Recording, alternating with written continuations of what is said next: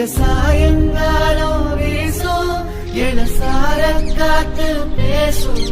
இங்க பச்சை தண்ணி கூட ஒரு பதநீர் ருசியாகும்.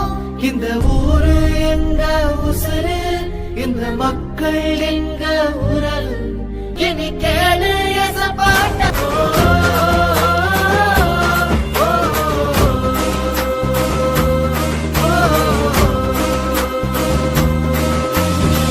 எங்க ஊரு வளர்ச்சி அடைய பெரியோர் எல்லாம் உழைச்சாங்க.